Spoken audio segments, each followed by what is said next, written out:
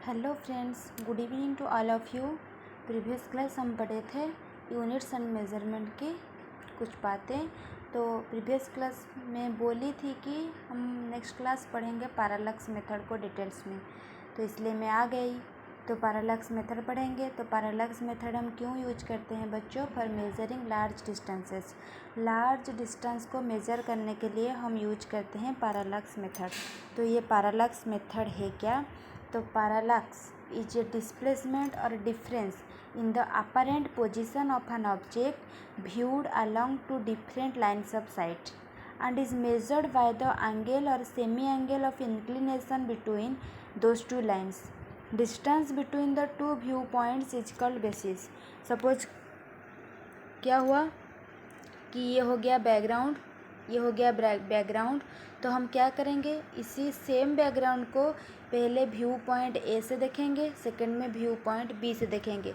दोनों जो देखने की जगह है ना, दोनों जो देखने की जगह है वो डिफरेंट है, लेकिन हम देखेंगे एक ही ऑब्जेक्ट को। अगर यहाँ से देखेंगे तो हमारी नज़र यहाँ तक आएगी, अगर यहाँ से देखेंगे तो हमारी नज़र यहाँ तक जाएगी।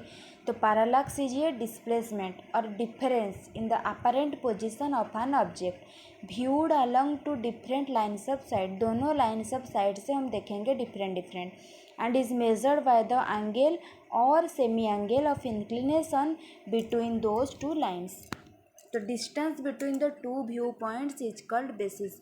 जो भी दो पॉइंट से हम देखेंगे उसके बीच जो डिफरेंस है उसको हम बोलेंगे बेसिस। तो पैरालक्स मेथड सबको समझ में आ गया होगा। नेक्स्ट में एक क्वेश्चंस करेंगे, तो वहाँ पर आपको अच्छे से समझ में आ जाएगा कि पैरालक्स मेथड क्या है। तो नेक्स्ट हम देखते हैं measurement of mass.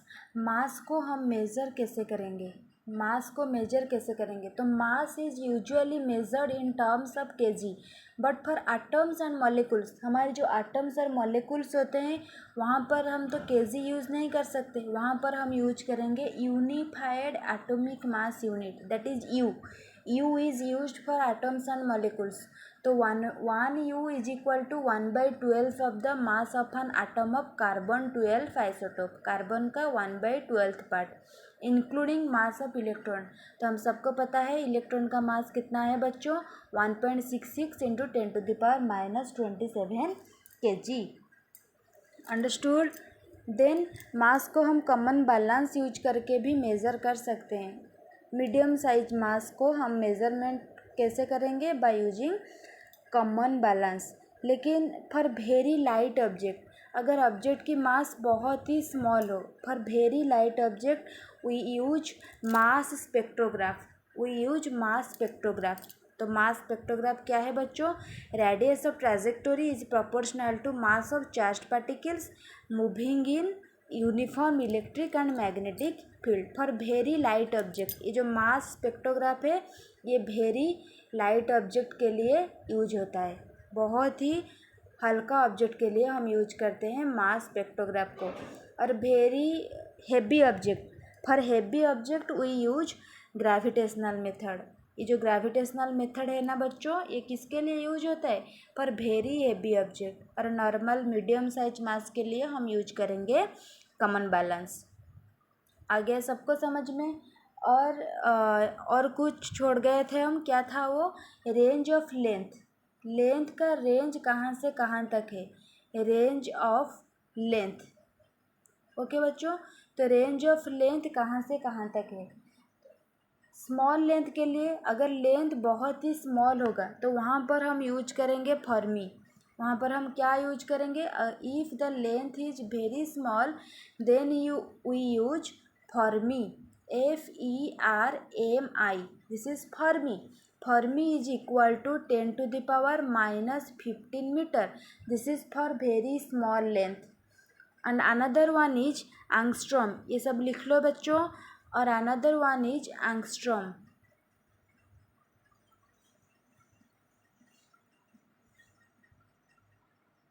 Another one क्या है बच्चों? Angstrom.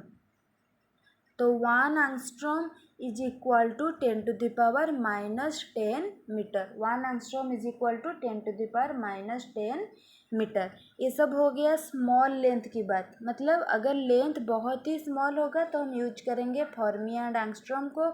1 fermi is equal to 10⁻⁻15 metre, then 1 angstrom is equal to 10⁻⁻10 metre.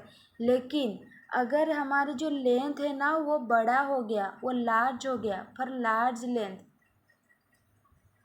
Large length we use AU astronomical unit, 1 AU astronomical unit. तो ये जो AU ये क्या है, distance between sun and earth. Sun और अर्थ के बीच जो डिस्टेंस है उसको हम बोलेंगे AU, that is astronomical unit. And the value is 1.496 into 10⁻11 metre. Okay, and the value is 1.496 into 10⁻11 metre. ये हो गया एस्ट्रोनॉमिकल यूनिट। देन और एक यूनिट भी हम यूज करते हैं किसके लिए, लार्ज डिस्टेंस के लिए। तो वो क्या है, लाइट ईयर। लाइट ईयर हम सबको पता है बच्चों, हम कब से पढ़े आ रहे हैं कि लाइट ईयर क्या है। तो लाइट ईयर क्या है, तो 1 light year is equal to 9.46 into 10⁻15 metre. तो लाइट ईयर का डेफिनेशन क्या हो गया बच्चों, एक साल में, ओके, एक साल में लाइट कितने डिस्टेंस कवर करेगा, उसी को हम बोलेंगे लाइट ईयर। ये लार्ज डिस्टेंस मेजर करने के लिए यूज होता है। तो for small distance we use fermi and angstrom. 1 fermi is equal to 10⁻15 metre and 1 angstrom is equal to 10⁻⁻10 metre. For large distance we use astronomical unit and light year. Astronomical unit क्या है, distance between sun and earth. Light year क्या है, in 1 year how much distance cover by light, this is light year. तो 1 light year हो गया 9.46 into 10⁻15 metre. तो हमारी मास की मेजरमेंट हो गई, लेंथ की मेजरमेंट हो गई। ओके, देन हम क्या देखेंगे, मेजरमेंट ऑफ टाइम। टाइम को हम मेज़र कैसे करेंगे,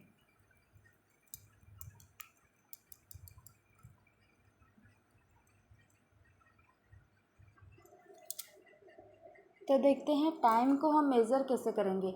तो हम सबको पता है कि हमारे जीवन में समय कितना महत्वपूर्ण है। टाइम्स आर वेरी नेसेसरी, है ना। वही टाइम का जो यूनिट है वो है सेकेंड। ऐसा unit of time is second. तो time is measured using a clock. Time को हम कैसे मेजर करेंगे, using a clock. As a standard atomic standard of time is now used which is measured by caesium और atomic clock. कैसे हम major करते हैं, सीजियम या एटॉमिक क्लॉक। तो हमारी जो 1 सेकेंड आता है, उसके बाद 2 सेकेंड, 3 सेकेंड, ऐसे ऐसे करके 60 सेकेंड होगा तो 1 मिनट, ऐसे ऐसे हो जाएगा 60 मिनट हो जाएगा तो 1 आवर, ऐसे होता है ना। तो वो जो 1 सेकेंड कैसे आया, 1 सेकेंड कैसे आया, how do we get 1 second. 1 second हम कैसे पाएंगे, सीजियम आटम के थ्रू। सीजियम 133 अगर कितने बार वाइब्रेट करेगा, 9192631770। इतनी टाइम्स अगर सीजियम आटम वाइब्रेट किया तो तब भी 1 सेकेंड होगा। तो सोचो सीजियम आटम कितने फास्ट वाइब्रेट करता होगा। तो सोचो सीजियम आटम कितने फास्ट वाइब्रेट करता होगा। तो in caesium clock a second is equal to 9192631770 vibrations of radiation from transitions between 2 hyperfine levels of caesium 133 atom. Okay, then cesium clock works on the vibration of cesium atom which is similar to vibration of balance wheel in a regular wristwatch and quartz crystal in a quartz wristwatch. The national standard time and frequency is maintained by 4 atomic clocks. Indian standard time is maintained by a cesium clock at National Physical Laboratory, that is NPL. NPL का full form क्या है बच्चों, national physical laboratory, जो कि new Delhi में है। Okay, तो ये हो गया मेज़रमेंट ऑफ टाइम। तो टाइम को हम मेज़र कैसे करेंगे, ये हो गया हमारा टाइम को मेज़र हम कैसे करेंगे। अंडरस्टूड बच्चों। टाइम को मेज़र हम कैसे करेंगे? तो पैरालैक्स मेथड का यूज करके हम कुछ क्वेश्चंस करेंगे। Suppose the question is the moon is observe from two diametrically opposite points. Suppose क्या है, देखो यहाँ पर है मून, यहाँ पर है अर्थ,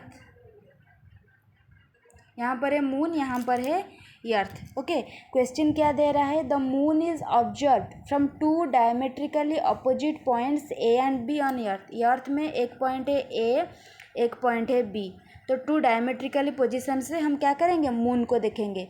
the angle theta subtended at the moon by the two directions of observation. Means यहाँ से ऐसे ड्रा कर लिया, यहाँ से ऐसे ड्रा कर लिया। ये जो एंगल है ये क्या है? Theta. A and B on earth, the angle theta subtended at the moon by the two directions of observations is 1 degree 54 minute। और ये थीटा की वैल्यू कितना हो गई? 1 degree 54 minute। Given the diameter of the earth to be about 1.276 into 10 to the power 7 metre.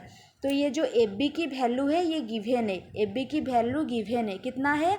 1.276 into 10 to the power 7 metre, 1.276 into 10 to the power 7 metre. Then we have to compute the distance of the moon from the earth. Earth से moon की distance को हम calculate करेंगे। अर्थ और moon के बीच distance क्या है उसको हम कैलकुलेट करेंगे। तो कैसे करेंगे देखते हैं। This is the question. Question सबको समझ में आ गया होगा। तो कैसे हम करेंगे कैलकुलेट अभी देखते हैं।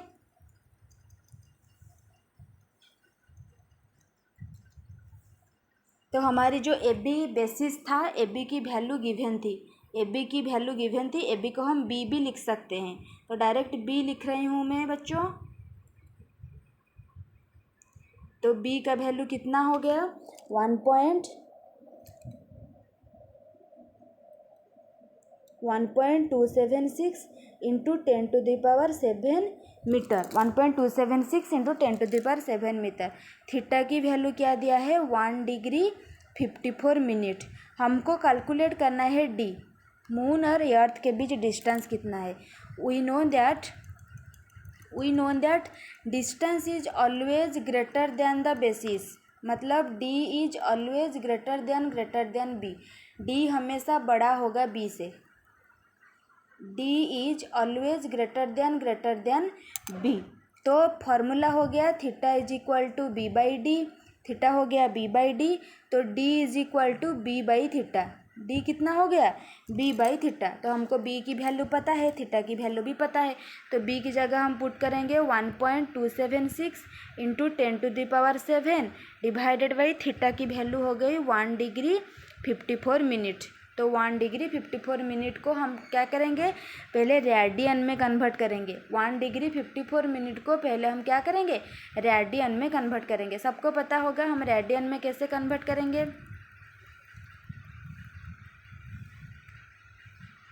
तो हमको पता है 60 minute is equal to 1 degree. Okay, तो 54 minute is equal to 1/60 in 54/60। तो ये हो गया 0.9 डिग्री। ये था 1 डिग्री, ये हो गया 0.9 डिग्री। तो टोटल मिलकर हो गया 1.9 डिग्री। ओके, तो टोटल कितने डिग्री में फर्स्ट मैंने कन्वर्ट कर लिया, सेकेंड से डिग्री में कन्वर्ट कर लिया, तो हो गया 1.9 डिग्री। तो 1.9 डिग्री हो गया मतलब, तो हमें पता है कि 1 degree is equal to π/8 radian. 1 degree is equal to π/180 radian. तो हमको कितने डिग्री चाहिए? 1.9 डिग्री। तो 1.9 ओनली मल्टीप्लाई कर देंगे, 1.9 into pi divided by 180। Okay, तो इसका वैल्यू कितना आ जाएगा? नीचे वैल्यू अगर पुट करेंगे तो आ जाएगी 0.0331, 0.0331। ओके, तो नेक्स्ट हम डी का वैल्यू डायरेक्ट पुट करेंगे। ओके, तो हमारा डी का वैल्यू क्या था बताओ बच्चों? तो हमारा जो डी था, D is equal to 1.276 into 10 to the power 7 divided by 0.0331। Okay, 0.0331। तो हमारे जो आंसर है वो आ जाएगा क्या? Is equal to 38.54 into 38.54 into 10⁻7 metre. 38.54 into 10⁻7 metre. समझ में आ गया? पैरालैक्स मेथड को यूज करके हम कैसे क्वेश्चन का आंसर निकालेंगे। सबको समझ में आ गया बच्चों? तो इसके ऊपर कुछ क्वेश्चंस भी डिस्कशन करेंगे। क्वेश्चंस क्या है? तो हमारे जो फर्स्ट क्वेश्चंस है वो है हाउ टू मेज़र लेंथ। हम लेंथ मेज़र कैसे करेंगे? लेंथ को मेजर करेंगे मीटर स्केल यूज करके, वर्नियर कैलिपर यूज करके, स्पेरोमीटर यूज करके।